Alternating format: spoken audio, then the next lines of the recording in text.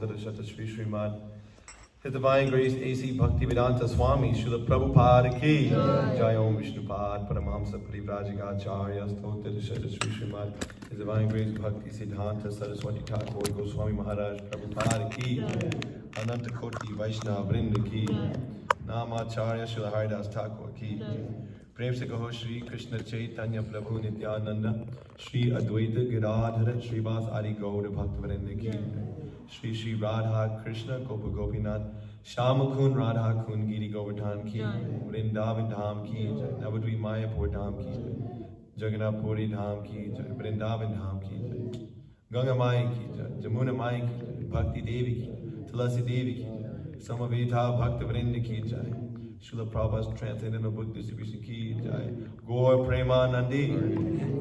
All glories to the assembled devotees. All glories to the assembled devotees. All glories to the assembled devotees. All glories to Sri Guru and Sri Gauranga. All glories to Srila Prabhupada.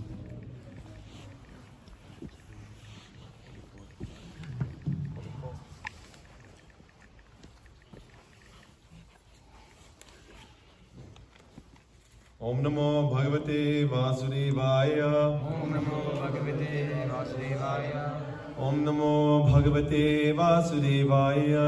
Om Namo Bhagavate Vasudevaya. Om Namo Bhagavate Vasudevaya.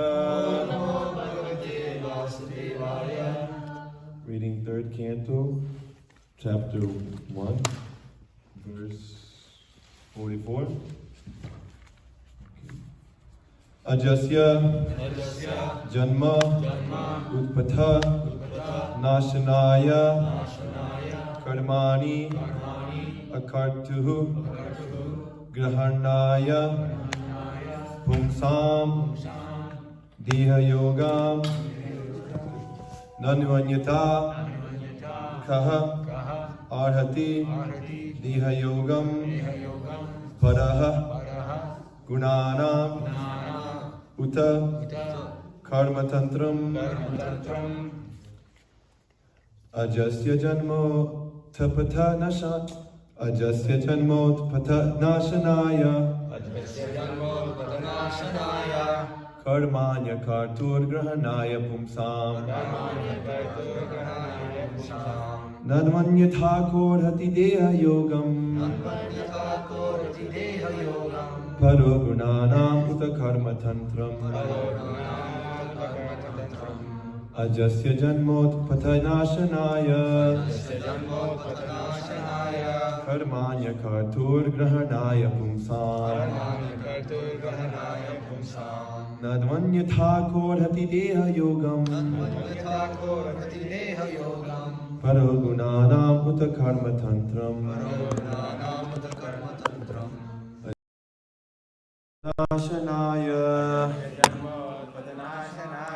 Karmanya Kartur Grahanaya Pumsam Nanvanya Thakur Hati Deha Yogam Paragunanam Uta Karma Tantram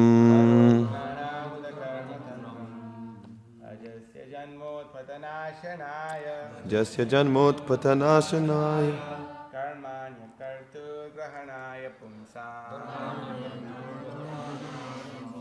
Nanvanya Thakur Hati Deha Yogam Paro Gunanam Uta Karma Tantram Ajasya Janmot Pathanashanaya Karmanya Kartur Grahanaya Pumsam Nanvanya Thakur Hati Deha Yogam Paro Gunanam Uta Karma Tantram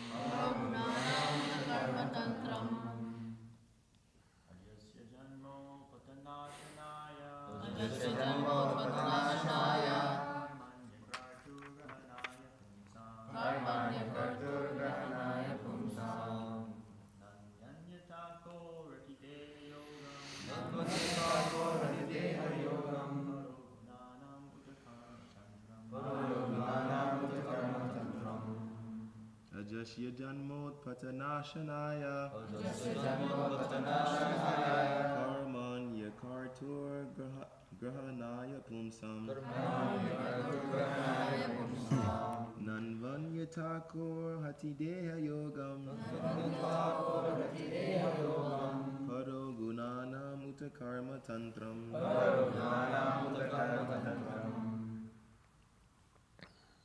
Mataji's.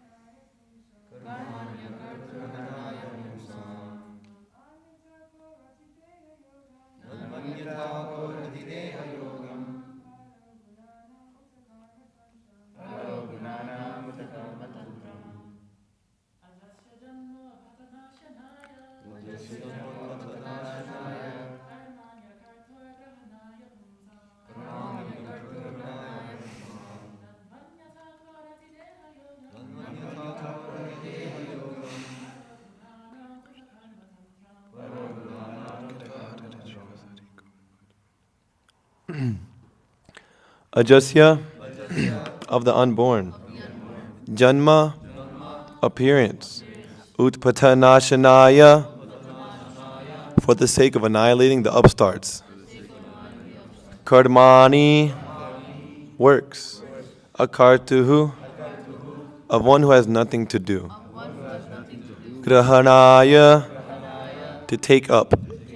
Pumsam, of all persons. Nanu anyatha, otherwise. Kaha, who?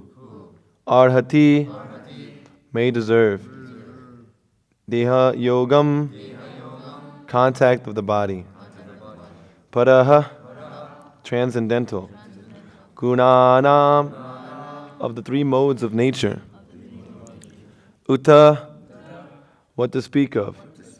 Karma tantram, the law of action and reaction. Translation and purport by His Divine Grace A.C. Bhaktivedanta Swami Srila Prabhupada Ki Jai. Translation. The appearance of the Lord is manifested for the annihilation of the upstarts. His activities are transcendental and are enacted for the understanding of all persons.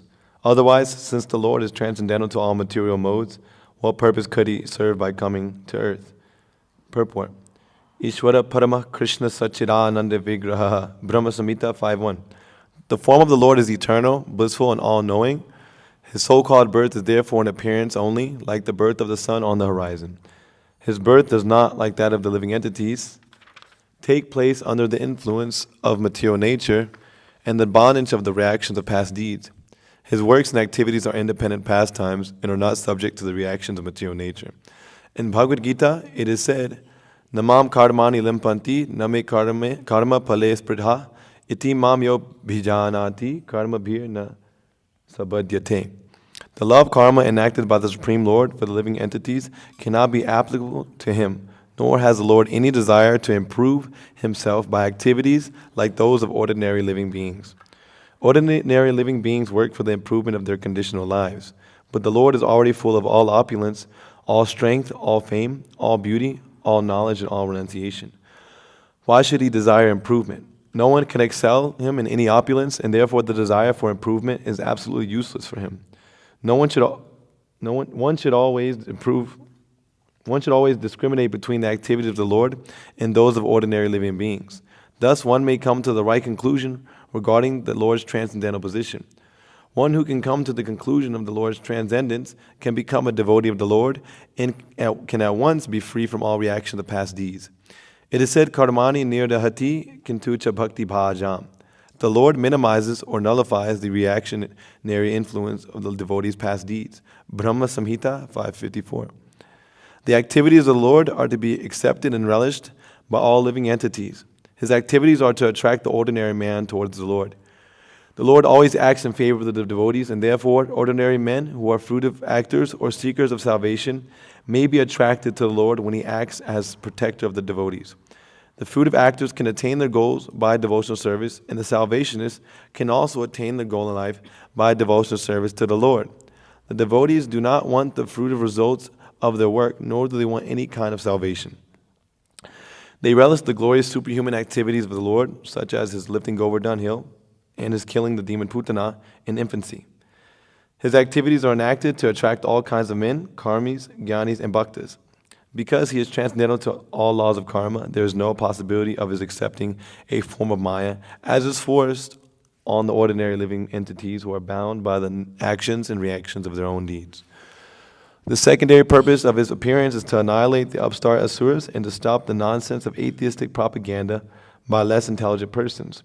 By the Lord's causeless mercy, the asuras who are killed personally by the personality of Godhead get salvation. The meaningful appearance of the Lord is always distinct from ordinary birth. Even the pure devotees who have no connection with the material body, and certainly the Lord, who appears as he is in his Satchidananda form, is not limited by a material form. Om Jnanatimirandhasya Jnananjana Shalakaya Chakshun Militam Yena Tasmai Shri Gurave Namaha Shri Chaitanya Manobhishtam Stapitam Yena Bhutale Swayam Rupagarah Mayam Dadati Swapadantikam Vandeham Shri Guru Shri Yatah Barakamalam Shri Gurun Vaishnavamscha Shri Rupam Sagrajatam Sahagana Raghunatham Vitam Tam Sajivam Sadvaitam Savadutam Purijina Sahitam Krishna Chaitanya Devam Shri Radha Krishna Padan Sahagana Lalita Shri Vishakan Vitamscha Hey Krishna Karuna Sindhu Dina Bano Jigapate Gopesha Gopika Kanta Radha Kanta Namostate Tapta Kanchana Gaurangi Radhe Vrindavanishri Vrishabhanu Sute Devi Pranamami Haripre Jai Shri Krishna Chait Vancha Kapatarubish Kripa Sindhu Bhiyabacha Petitana Pavanemi Vaishne Baby Namo Nama Jai Shri Krishna Chaitanya Prabhu Nityananda Shri Advaita Gadadhara Shri Vasari Gauda Bhakti Vrinda Namo Vishnu Padaya Krishna Pishtaya Bhutale Srimati Bhakti Vikas Swaminiti Namani Namo Vishnu Padaya Krishna Pishtaya Bhutale Srimati Bhakti Vedanta Swaminiti Namani Namaste Saraswati Devi Gaudavani Pracharine Nirvashesha Shunivani Prachari Hare Krishna Krishna Krishna Hare Hare Hare Rama Rama Rama Hare Hare. I seek blessings from all the devotees here, especially my seniors, so I can speak something pleasurable to you all and pleasing to the acharyas, and I don't deviate. So please bless me in this way.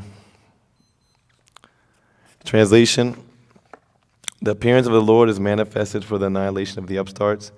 His activities are transcendental and enacted for the understanding of all persons. Otherwise, since the Lord is transcendental to all material modes, what purpose could he serve by coming to the earth? So we're going through this chapter, questions by Vidura, and out of frustration, he's left his position as a advisor to the king Dhritarashtra, and he went on pilgrimage to different places, and eventually met with Uddhava, Sri Uddhava, who's a pure devotee of the Lord. He goes through this whole chapter inquiring about different personalities, because this is essentially the mood of a pure devotee, is that they're magnanimous to all living entities. Naturally, they have the well-wishing of all living entities. So in this way, he's inquiring about so many living entities, so many personalities, including Dhritarashtra, who himself, he said, his destination would be a hellish one. But this is just an exhibition of a pure devotee, that even someone who's very envious, he even is a well-wisher of even him. So In this way, he's inquired so much, and now he's wrapping up the chapter by glorifying the Lord in so many ways. And so in the translation, it says here, the appearance of the Lord is manifested for the annihilation of the upstarts. His activities are are transcendental and enacted for the understanding of all persons.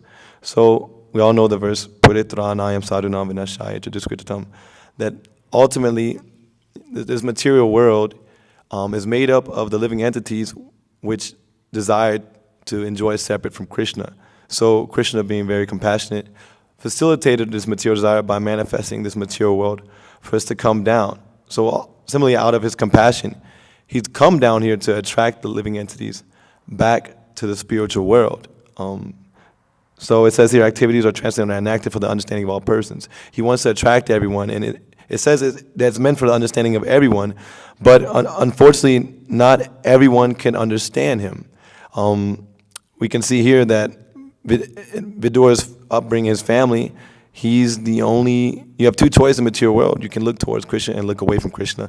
And Vidura, within his family, was the one who looked towards Krishna. He's the pure devotee within his family, the one who wanted to inquire about that supreme person. But we can see that, unfortunately, the rest of his family, they took the opposite route, being deluded by the three modes of material nature. The Kauravas, they were conditioned by the three modes. Tribhir gunamaya bhavar ebi sarvam idam jagat mohitam nabi janati lokamam ajamavyayam.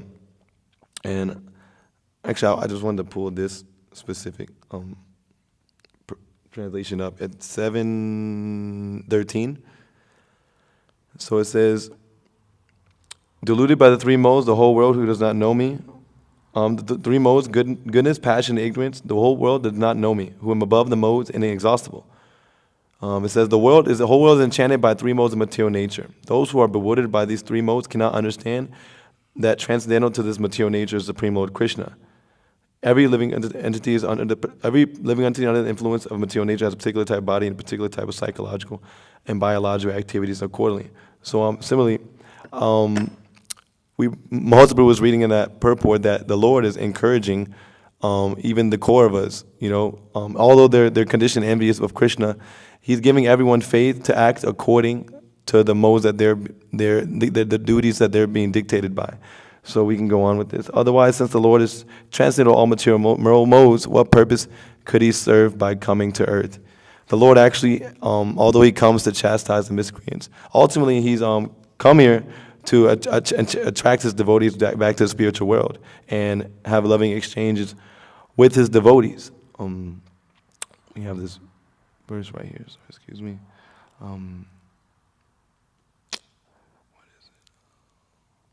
Yeah, so anyway. So although many people don't understand it, a few do, but it's very rare to understand Krishna. Bahunam janmanamante gyanavan mam prapanchate vasudeva sarvamiti samahatma sadurlabha. That after many births and deaths, only one can really come to that platform of understanding Krishna.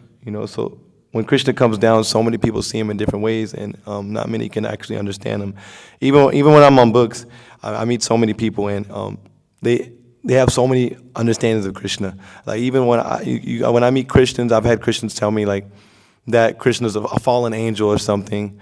And when I meet Muslims, they say he's some prophet, and then so many people accept him as a demon. Or if you meet so many like impersonalists, Mayavadis, they see themselves as Krishna himself. Although it's very foolish, they think themselves Krishna.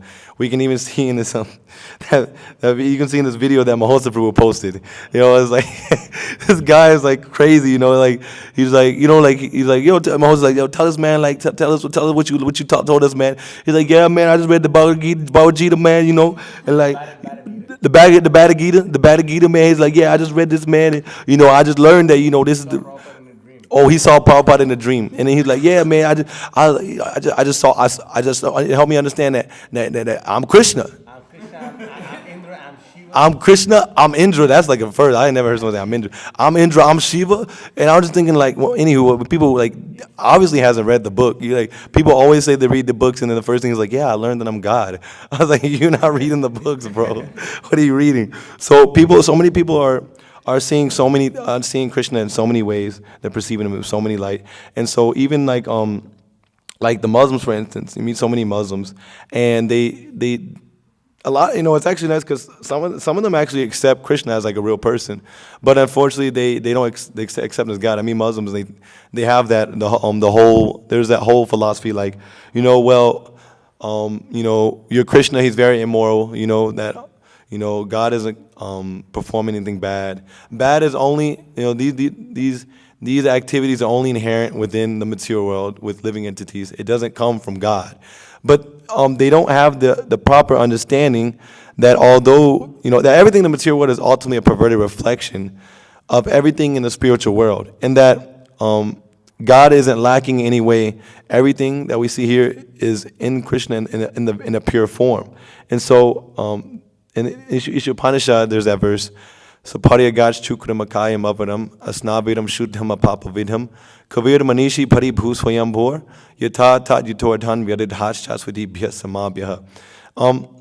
That although Krishna, he may perform so many activities, and some may apparently seem as immoral or bad, that ultimately because he's completely transcendental, he's supremely pure, he's unaffected by any of these activities. Just like there's the sun, and then there may be some stool and urine on the ground, and the sun may shine on the stool and urine, but the stool and urine itself, that's getting purified by the sun, but the sun is completely unaffected by the stool and urine. So similarly like this, Krishna himself is completely pure, and he's not affected by any activity. He's not affected in any way. He's completely transcendental to them. Even when me and Mahotsa Prabhu were in ISV, I was talking to this nice father and mother, and they were from Jagannath Puri.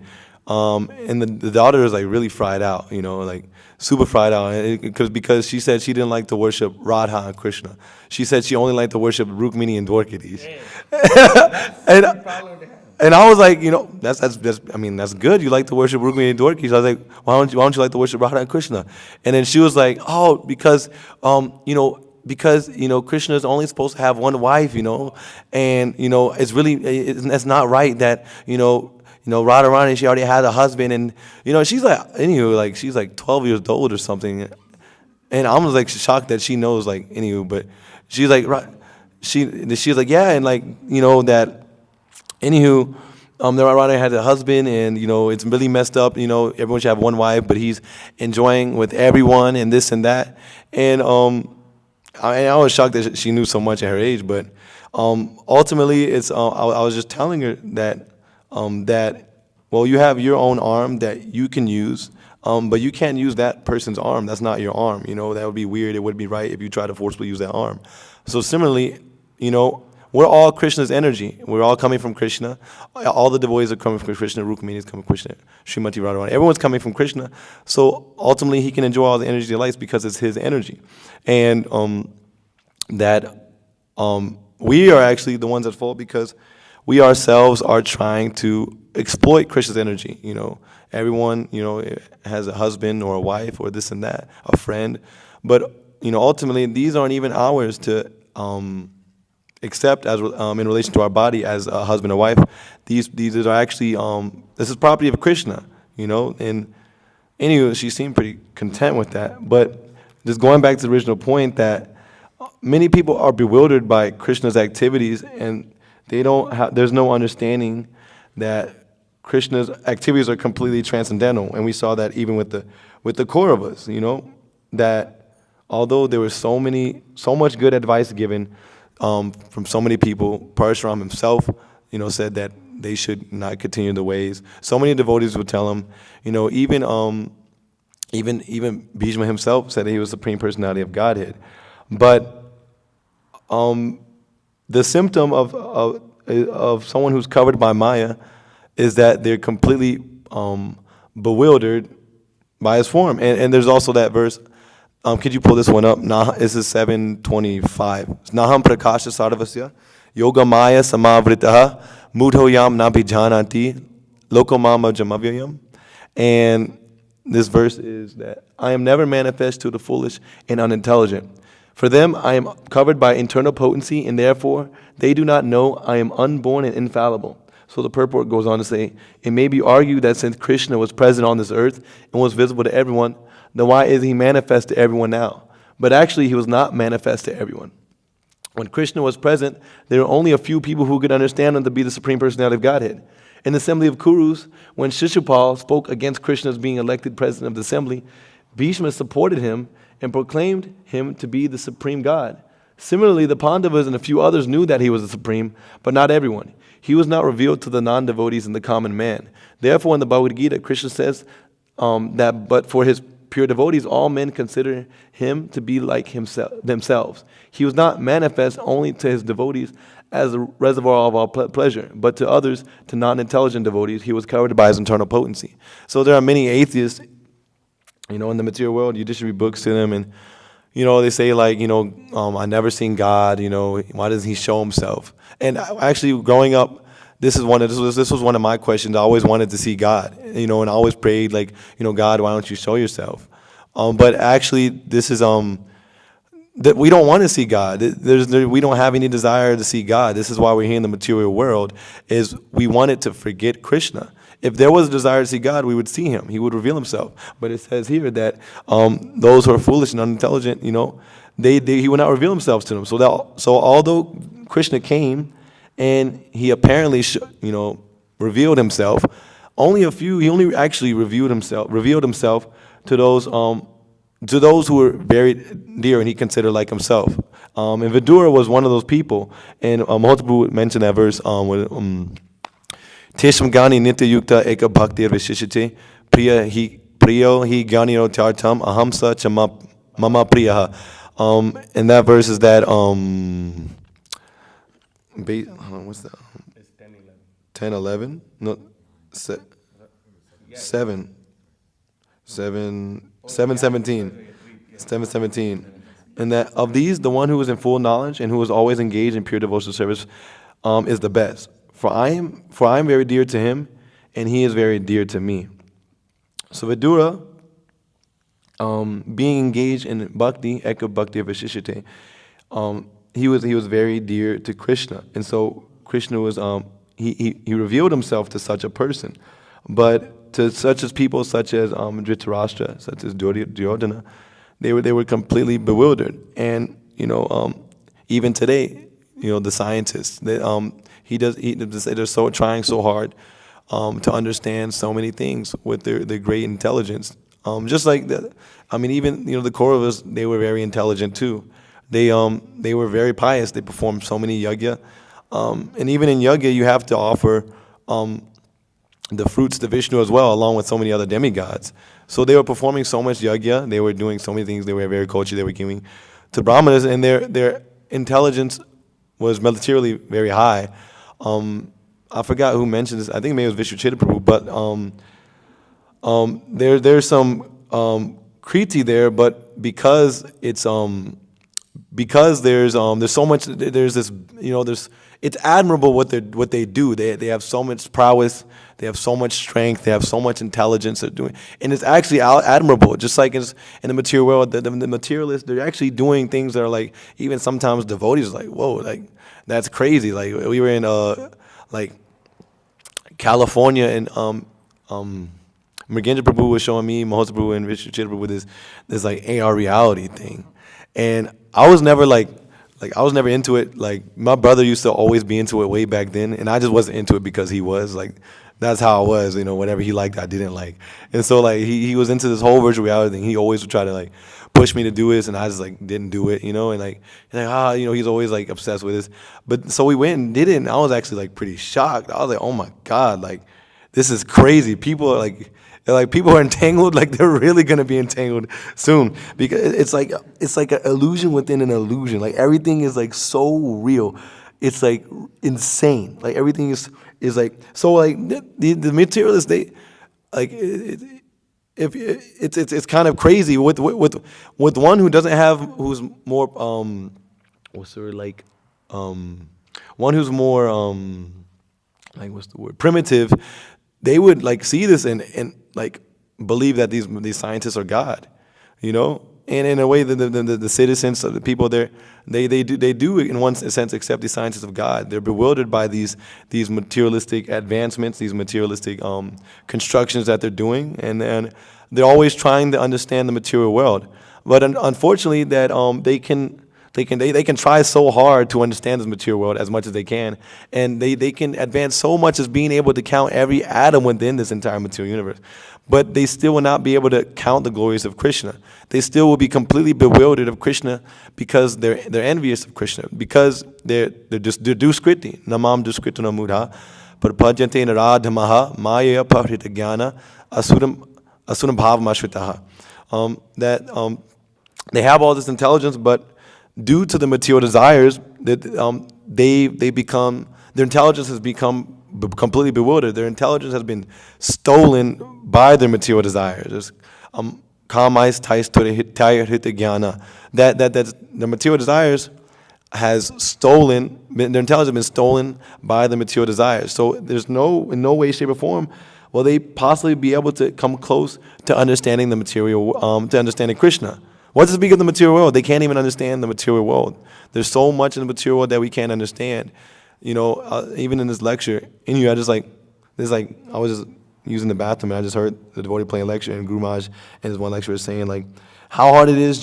He was talking about the Russians and how they're very into psychology, and he was just saying how hard it is, even just for just to understand the human mind. I remember like just growing up, and I was always obsessed with like the supernatural and things that you can't really perceive with your own senses. Aliens, all this crazy stuff. I always like trying to look up these videos of like aliens caught on tape and like ghosts caught on tape, and I would stay up till like 1 in the morning watching, all these videos. Like I was like really obsessed with all these different things, but the materialists, they can't even understand, like they couldn't even explain like dreams. They couldn't explain, how do dreams happen, how what is the meaning of a dream, why do we even dream, and like how is the brain performing these things. And then also Guru Maharaj makes this amazing point, that like the scientists may apparently have so many explanations for the things that, for so many things, like for instance, how may I come and like, I drink this water, I want to drink this water, I drink the water. There's so many neurons and synapses in the brain, and they go so many different ways and connect in the sense of signal and this and that. But Guru Maharaj makes this really good point, and it really makes you think like, how can, chemicals desire? How can, a chemical desire to drink water? You say, okay, this and that, but if it's just like a makeup of a few chemicals, how does hydrogen and oxygen, carbon, they come together, you combine them, and then like you have the desire to love someone. Like it doesn't make like any sense whatsoever. It's really, and so in this way they're trying so hard to understand so many things. They want to understand how, they try to, deride God, that he's not real, and this and that, but they themselves can't even understand so many things within the material world. They're completely bewildered by the material energy. So, and also that, they can't even remember, the reincarnation, for instance, they have no understanding that reincarnation accepted. Although a lot, there's so many people in probably the whole of Asia accept reincarnation, and even now people in America are accepting reincarnation. But often the main argument is that how come I can't remember anything from my last life? And the really easy conclusion is, and when it makes sense that we can't even remember. If you ask someone what they were doing at 3:54 p.m. yesterday, at that exact moment, even then they wouldn't be able to properly. They would have to really try to think, what they were doing at that time, But it's they don't even know what happened yesterday. What to speak of a lifetime beforehand? The mind is very limited, and so So this is a big problem. And so these Kauravas, they were very much bewildered by Krishna, and they, like many other people, many materialists, they accepted Krishna as an ordinary person. They accepted Krishna as material, like they were material. They thought Krishna was an ordinary person. But unlike, although we may appear, or not appear, we may take birth, we may take birth in so many different forms, and we may perform so many different activities. Krishna apparently takes birth in so many forms and performs so many activities, but the difference is that Krishna's birth and activities are completely transcendental, and the jiva, the conditioned soul, who is the marginal energy of Krishna, is not transcendental. They're bound by the activities. We can't remember our previous lives, but Krishna can. There's Vedaham Samatitani, Vartamanani Charjuna, Bhavishyani Chabhutani, Mam tu Vedana Kashchana. That, he can see, the past, present, and future. He can see everything that's going on. The jiva can't. We don't understand, as much as we like to try to I think we know what happened in the past and what's going on now, and there's so many conspiracy theories, and so many people think this is happening now, and I used to, they used to have this, there's this whole group of people who think they're Trikalagan or something, and they think they've connected all the dots, and in the past there was all these different kind of people, and we came from these scientists, and now it's we're in this crazy age, and the prophecies coming, that there's God's coming, and and this and that, and so in the future we're gonna be in this position, but it never really happens. They say so many things that's going to happen this date. They used to say the world was going to end in 2012. Everyone thought the world was going to end in 2012. It never happened. I remember I was waiting for the world to end because I was suffering. And I was like, yeah, let's do it, bro. I'm so excited, bro. I hate my life. And I'll just look out the window and it was just raining. Nothing happened. And then it's something else. 2000, they said there was the Y2K. And everyone was into it. Even apparently the devotees were into that. Even my grandpa said, man, he bought a bunch of an inhumane amount of canned foods, and and he stocked up anything, especially in Mississippi, they're doomsday preppers. Oh, yeah. The Christians and that whole southern culture, and so I guess so anyway so they thought that everything was gonna happen. So he bought all these canned foods, and then and then he waited, and then nothing happened. The computers just adjusted 2000, and the only thing that happened was my mom and her sisters were left with canned food for 2 years straight. That's the only thing that happened, so that's really big suffering. So they said that, and then they said the world was gonna end in 2020. When COVID happened, and that was crazy, and my favorite rapper died, and my favorite one of the biggest basketball players died, and I thought that was some crazy. I thought that was some crazy offering from some satanic people, and that this just means that so many things are gonna happen, but nothing happened. It's it just makes you go crazy because we're conditioned. We're not Krishna. Our senses are imperfect. We can't see the past. We can't even see so far in front of ourselves. We can't see if there's without light. We can't see anything. We don't even understand our own, what's good for our own self. The Kauravas didn't know what was good for themselves. They got so much good advice. Matirna Krishna Paratasvatova, Mito Bibhadyeta, Grihavartanam, Adanta Gobhir Vishatam Tamisram, Punav Punash Charvata Charvananam. So they, Duryodhana, he thought he had everything figured out. He thought everything was good, and he had the kingdom, and, so many, but he was so puffed up, he didn't take the authority, he didn't take the advice of any of his authority, he didn't take the advice from the Brahmanas, the sages who were completely learning the Shastra, who completely learned the Vedas, who knew the absolute truth. They knew the ultimate goal of the Vedas, Veda, Vedaishta Savayat Aham Eva Vedya. They knew that of all the Vedas, Krishna was to be known. But he took a vow to stay in the material world. This griha vratanam. When you come into as a conditioned soul, when we leave Krishna, when we come to the material world, we make a vow. In order to leave the material world, we also make a vow.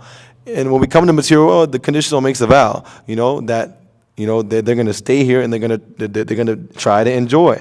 The conditioned soul is determined to enjoy materials in this material world. So regardless of how much advice one may get from from other people or their own mind or so many or whatever, or the combination of both, they don't care. They made a vow to stay and enjoy the material world. So, they you just don't care. And so they just punas charvata charvananam.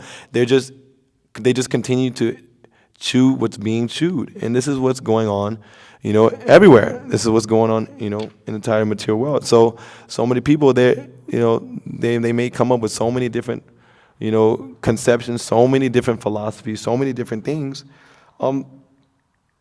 But they're not Krishna. They're imperfect. They're conditioned souls, and they're deluded by the three modes of material nature. So in this way, they're just being led by. They're just following the blind.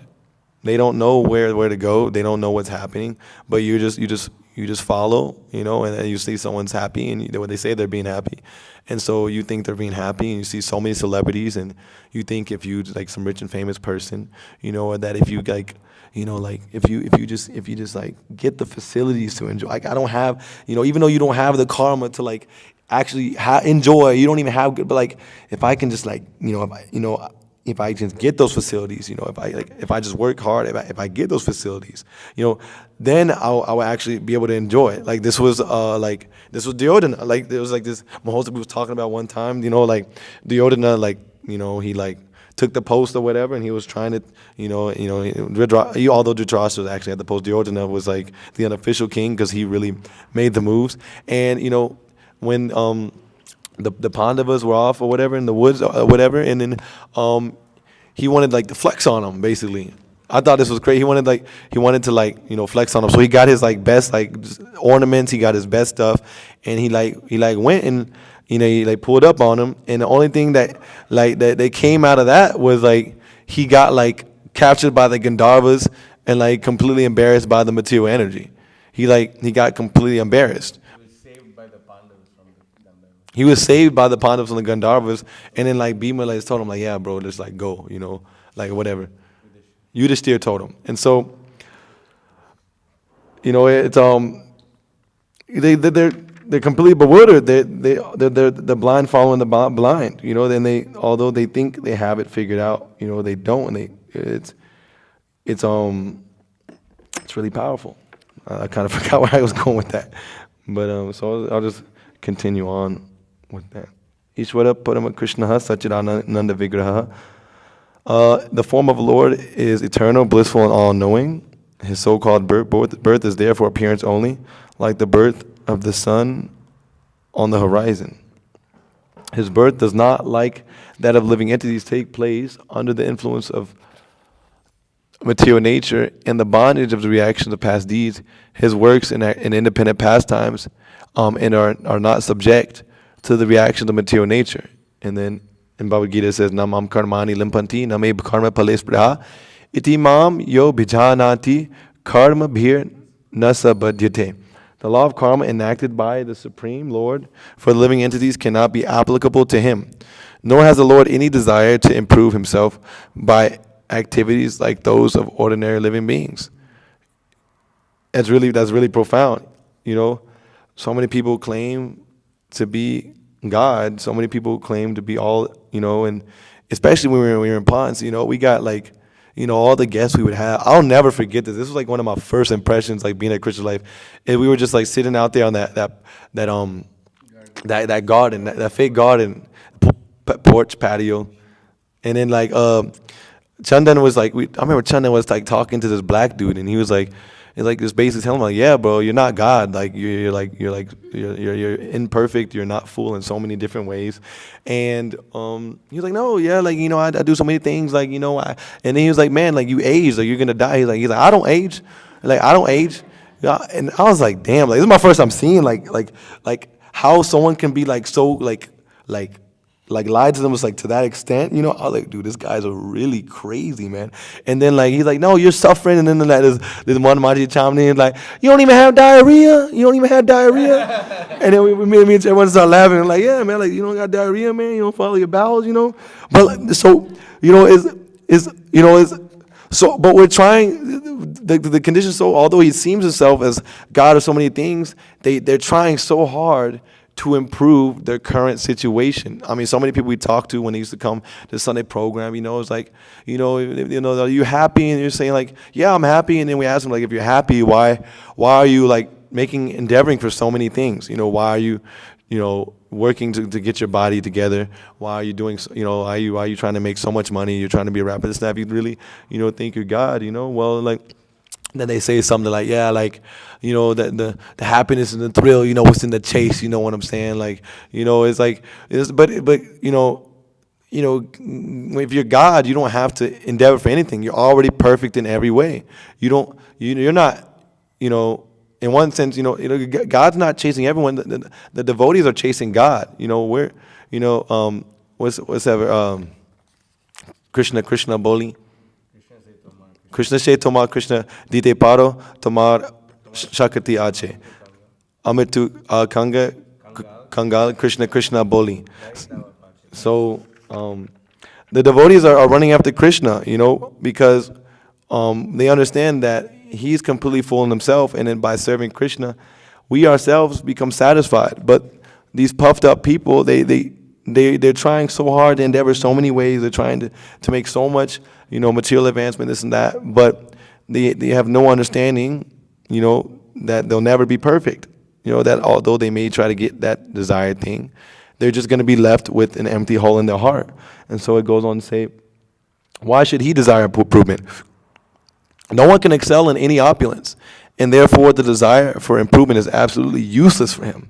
It's absolutely useless for him. That's why it says in the translation, it says, otherwise, since the Lord is transcendental to all material modes, what purpose could he serve by coming to earth? Like what? As a spiritually eternal, blissful, and all-knowing personality, what else do you have to do? Come in the material world, but to simply give mercy to the fallen conditioned souls, to attract them to his supreme loving pastimes. He has absolutely nothing else to do. It's like, Krishna, Krishna's, the Kauravas were trying so hard. Even in Krishna book, Jarasandha, he was trying so hard. He was trying so hard to like stomp Krishna, to like thwart all his plans. For Krishna, he didn't have to put any effort. He destroyed him 17 times. He obliterated 17 times. He made it a lake of blood, of all of his soldiers. To him, it's just his pastimes, and so many people say, like, you could say, like, okay, like, well, he comes as Vishnu, and that Vishnu, he stays, he comes down, that's his duty. He has to protect the demigods, But actually, that's it's not really. He's not bound by that. It's not his duty. It's his pastime.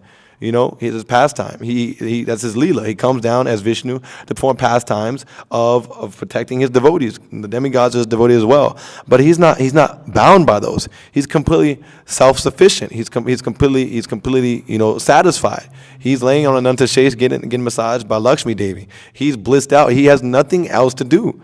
But we're trying so hard. We're making so many endeavors to be, although one may not like accept that God's real, that we are subtly, indirectly, we ourselves are trying to be God. We try to create our own form of God. We want to control everything.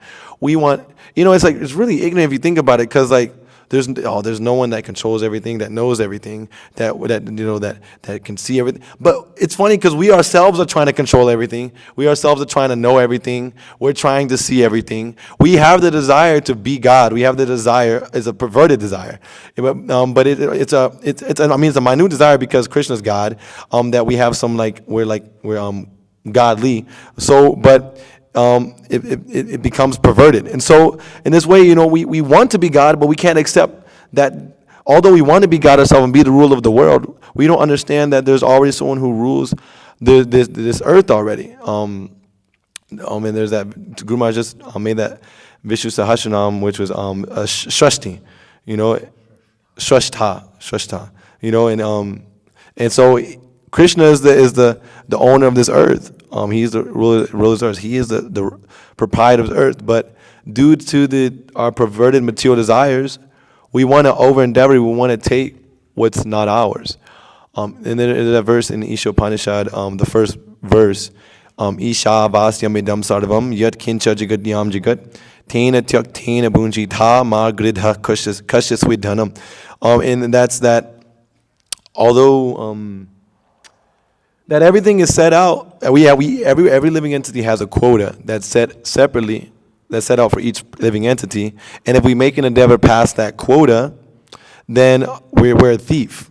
We're a thief of Krishna's energy.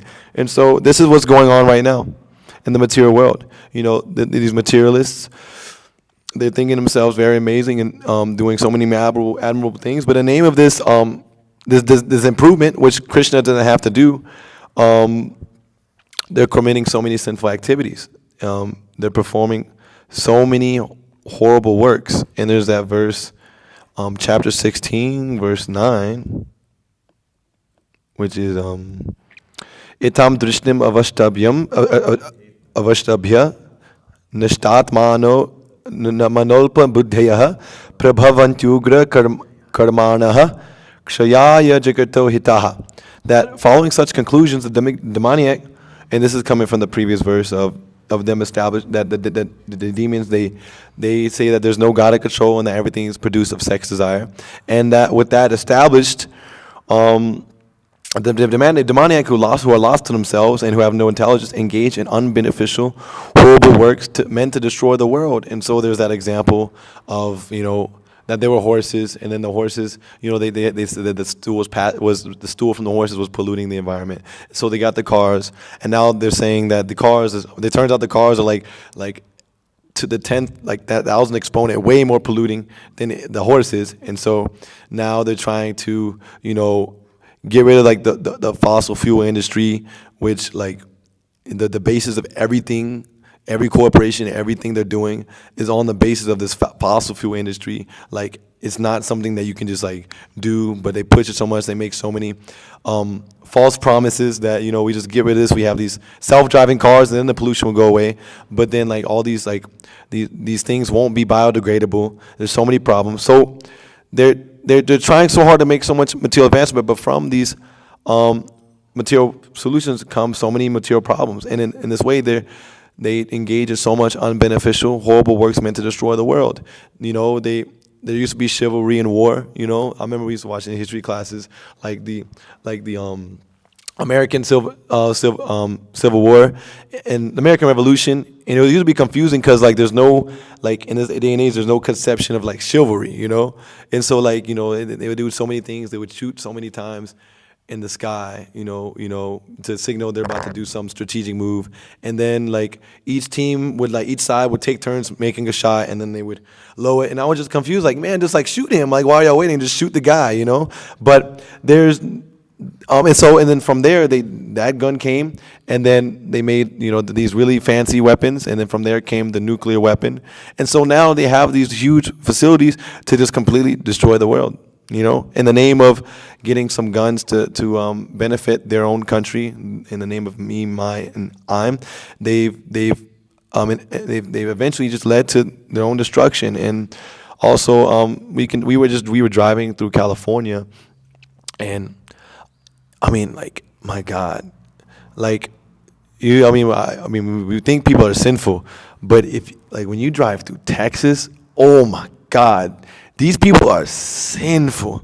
Like, if you just drive through, there's acres and acres and acres of, like, Angus beef cows. Just stuffed. Like not even exact, they're stuffed. They're stuffed in these little fences. And it goes as far as the eye can see. It goes as, you can't even, like, see. You can't even comprehend where the end of that ocean of cows go, you know? And so everyone's suffering so much, you know, and even the materialists, these atheists, they're suffering the worst. I mean, you go to like Edgewood, and there's like this group of like atheistic, like hip, like white people, you know, and they're like alternative, and they wear like these rock shirts and like these short hair and tattoos and piercing everywhere, and they're just suffering like hell. They're like, they don't take the books. They're envious, and they're depressed with themselves. They're unhappy with themselves. You can just see it in their face. Half of them have sex changes. You know, they don't even know who they are themselves. they're just suffering. You can't even tell what gender they are. You really don't know, and they're disgusted with themselves. They're disgusted with the devotees. They're disgusted with everything around them. They're just disgusted. They're disgusted with everything. And then they wonder why. They wonder why because of these horrible acts, following in the footsteps of more other blind people, following in the footsteps of other blind people, trying to chew the chewed. In the name of chewing the chewed, they're completely suffering. Unlike Krishna, they're being bound up by these material works. They're trying so hard to perform so many activities, so many different things, but they're just destroying themselves. They're destroying the world, and they have no discrimination of, where to go from there. So Prabhupada goes on with, thus one should always discriminate between the activities of the Lord and those of ordinary living beings. One should always, and that's like a big problem within like especially like Christianity. They have no conception of like the nature of spirit. They have no they have they have a spirit, but generally nowadays they identify like Jesus as God. They identify Jesus God, and they have no discrimination of what it really means to be God and what it really means to be a representative of God. And like a prime example of this is we were in Mason and Rishi Kumar, we're in Gatlinburg, and we were distributing books, and then there was just guy and his wife sitting somewhere for a little while, and I got Ox 5 from automatically. I knew this guy was waiting for me to, so I just didn't say anything to him. And so then he actually sat closer to us on the bench. And so then eventually I was okay, so I walk up to him and talk to him. I'm hey man, what's going on? I give him the books, and then he's oh, the way you the Hare Krishna. I'm yeah. He's oh, okay. And I'm yeah, take the books. He's no. And then he was and it was so funny because anywho, there was a song playing called Free Falling, and there's a part where it's he was no, I'm not into that, and I was oh, and then in the song in the background is saying, she loves Jesus. And no, she loves Jesus and America too. And I just said that. I was oh wait, you love Jesus and America too? He's yeah, I do. I love Jesus. I was wow, dude, that's amazing. And then I was yeah, man. And he was so who do you worship? And I was we worship Krishna. Krishna's God. And he was oh so why do you think? I was well, Krishna means all attractive. Naturally everyone's attracted to Krishna, every living entity, because we come from Krishna. So Krishna is all attractive. So we worship Krishna. And then he was how do you know Krishna's God? What makes you worship Krishna? How do you know Krishna? How do you know Jesus? How do you know Jesus is God? And he was and I was yeah. And he was oh well, no. And his wife just started smiling because there's no discrimination. They have no they have no guidance. They have no discrimination of who God is. And that's if you just think about it, that's what really sets us apart from all these other religions, and that's what attracted me. That's what convinced me is that, the Muslims, the Christians, it's all on the ahamameti bhav. Everything is on the bodily concept of life. They're born in a certain country and within a certain family, and so this is the religion that they take. You're born in the Middle East, you're a Muslim. You're born in America. America's the best. You love Jesus in America too. That's just what it is. We have the best material advancement. We have the best facilities. We have air conditioning. We have we have whatever. We have good water. Whatever you want to call it. And so people are puffed. It's all on a hamameti bhav. But it goes on to say here that one should always discriminate between the activity of the Lord and those of ordinary living beings. And we're able to discriminate by the mercy of the parampara. This is how we know that Krishna's God. I can't even it's hard to even explain you can't explain parampara to them and how it's coming from this, but it just doesn't ring a bell in their head. They just okay, Jesus is God, that's our parampara, Jesus from God to Jesus to me, but there's no parampara, and that's what sets us apart. We're able to, to discriminate between the activities of the Lord and those of ordinary living beings. Thus, by the mercy of Prabhupada, we're able to understand, we're able to take advice from others. We're able to take advice from bona fide representatives of Krishna. And so then we're able to understand, we're able to discriminate, okay, God is transcendental. He's complete. Before, there was no understanding of God. We thought God was some material, as the Gurus like to say, there's like some old man with a big white beard sitting in a throne, waiting to send people to hell forever. And he's just like us, but we don't understand that God is, he's completely compassionate. He's the shelter worth taking shelter of. He can yield all results, and he's the source of everything. We understand in Krishna consciousness that he's completely pure. He's like it says here, that right here it says, his birth does not, like that of the living entities, take place under the influence of material nature and the bond of the reactions of past deeds. He's not bound by material nature. He's completely transcendental. We have a conception of what it means to be transcendental because we have an understanding of what the three modes of material nature are. By the mercy of there's acharyas. We understand we're not the controller. People in religion, as much as they claim to be a servant of God, they think themselves, to still somehow be the doer. Although they claim that God, by their mercy, I'm prospering, this and that. They think they do everything. They're doing it. But by the mercy of the Lord, we understand that Krishna is doing everything and that He's completely spiritual. So in this way, we're able to discriminate between an ordinary living person, and we're able to discriminate between who God is and what it means to be God, and that's by the mercy of Srila Prabhupada. We're able to know who God is, what it means to be a bona fide representative of God, and how to follow in their footsteps, which is really amazing. We're not like confused every time someone asks like, how do you know Krishna's God? We're just not just like. We know how Krishna's God. We know where it's coming from. We know we have the answers. We have the perfect answers to any question. We're not bewildered. Unlike the Muslims, they're bewildered. The Christians are bewildered. The Kauravas are bewildered. Scientists are bewildered. Everyone's bewildered by the material energy of the Lord. So it goes on, the purport. Thus, one may come to the right conclusion regarding the Lord's transcendental position. We come to that conclusion by the mercy of Srila Prabhupada and our Guru Maharaj, that Jiver Swarupa Hoy Krishna Nitya Das, that we are eternal servants of Krishna. He's spiritual. That qualitatively we're the same. He's completely spiritual, eternal, blissful, full of knowledge, and we're qualitatively that same. Where's that same quality? But he's quantitatively much greater than us, and we're quantitatively infinitesimal. But those without a bona fide representative of the Lord, they'll just be left speculating, and that's all we meet.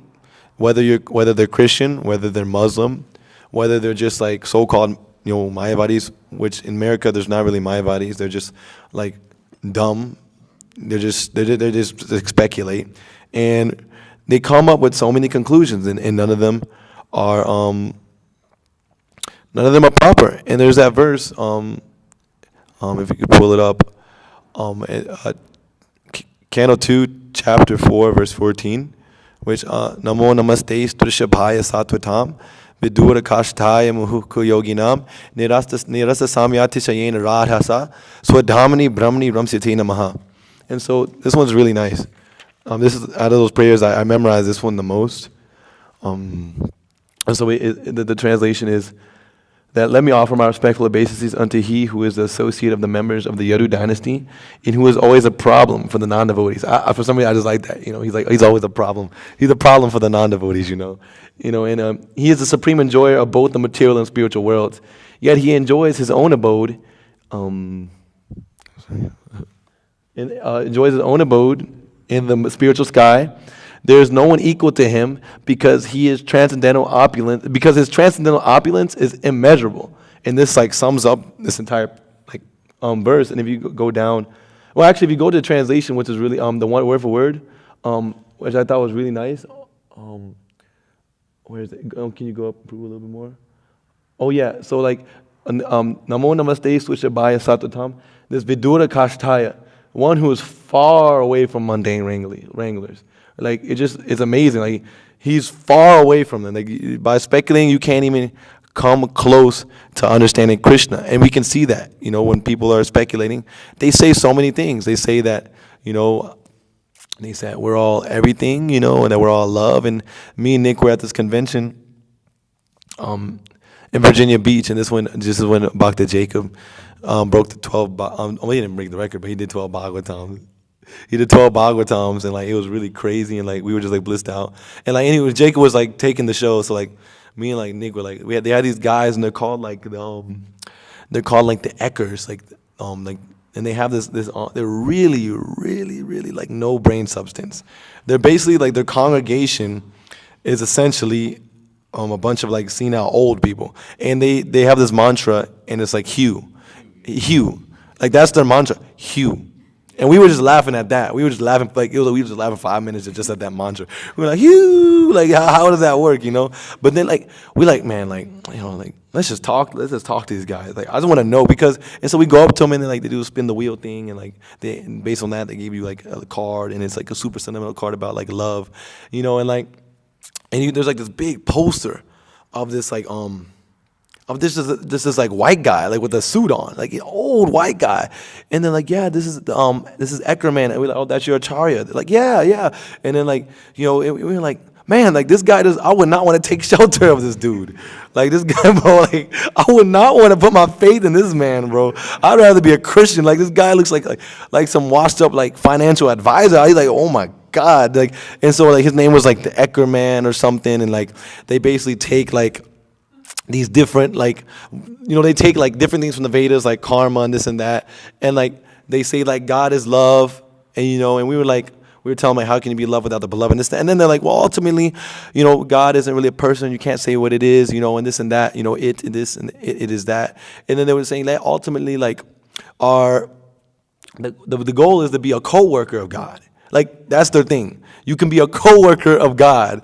And we were like, yeah, I mean, like, I guess that's kind of like what we are, you kind of like, like, we were trying to like, yeah, but like no, like, and they were like, be a co-worker of God. And we were thinking like, hold on. Like, how are you a co-worker of God if there are no activities? Like, to be a co-worker implies you have to perform like some activity. How can you be a co-worker of someone, like, and they're not doing anything, you're not doing anything? That implies you're doing something. And we told him like that. And he was like, hold on. And he just like sat back and leaned on the wall.